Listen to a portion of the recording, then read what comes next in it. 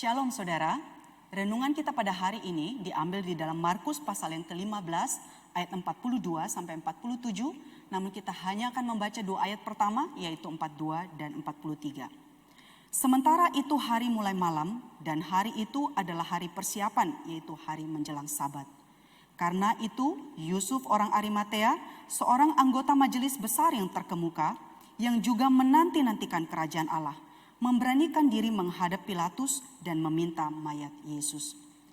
Saudara, apakah yang terjadi setelah Tuhan Yesus disalib? Siapakah yang bersama-sama dengan dia di saat-saat seperti itu?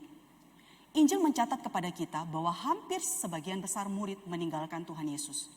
Dari catatan Markus kita mengetahui bahwa beberapa orang yang masih bersama-sama dengan Tuhan Yesus dan melihat dari jauh itu adalah Maria Magdalena, Maria, ibu Yakobus muda dan Yoses, serta Salome, ayat yang ke-40. Dan setelah Tuhan Yesus mati di atas kayu salib, siapakah yang menurunkan dia dari atas tiang salib itu?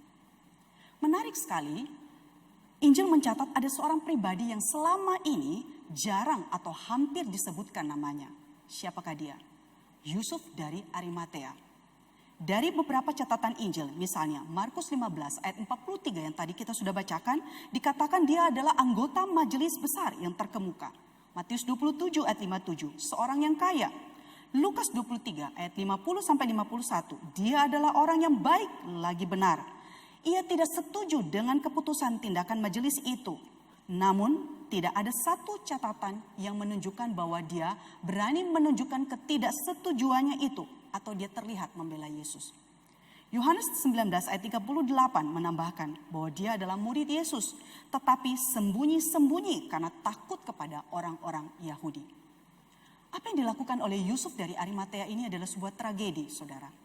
William Barclay di dalam tafsirannya mengatakan, Yusuf dari Arimatea adalah orang yang memberi Yesus kubur ketika mati, tetapi diam ketika dia hidup. Merupakan salah satu tragedi kehidupan yang paling umum, bahwa kita menyimpan atau menahan rangkaian bunga untuk kuburan dan pujian kita sampai mereka mati. Adalah jauh lebih baik memberikan kepada mereka bunga atau kata-kata terima kasih pada waktu mereka masih hidup. Dan puji Tuhan, saudara, Yusuf dari Arimatea tidak selama-lamanya sembunyi dalam mengikuti Yesus. Markus 15 ayat 43 dikatakan dia datang memberanikan diri menghadap Pilatus. Akhirnya dia melakukan sesuatu. Akhirnya dia menunjukkan dirinya sebagai murid Yesus. Dia datang menurunkan mayat itu dari atas tiang salib. Dia membeli kain lenan dan menaruhnya di dalam kuburan yang baru. Apakah yang bisa kita pelajari dari kisah ini? Saudara, di saat kematian Yesus ada seorang pribadi yang mengalami pertobatan dan perubahan.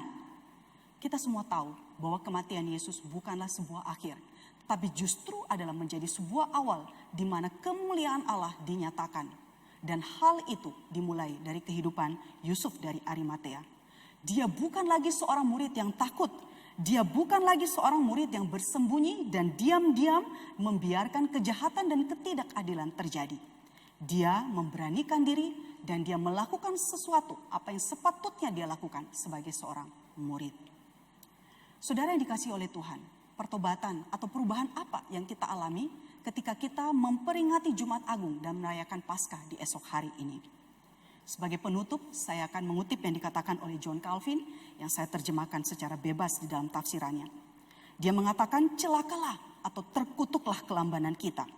Jika sekarang setelah ia bangkit dari antara orang mati, kita tidak memiliki semangat atau hati yang membara untuk memuliakan Dia.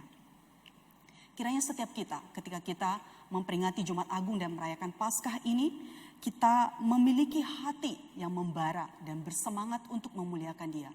Dan kita boleh mengalami sebuah perubahan atau pertobatan secara pribadi di dalam kehidupan kita. Selamat menyongsong hari Paskah di esok hari. Amin.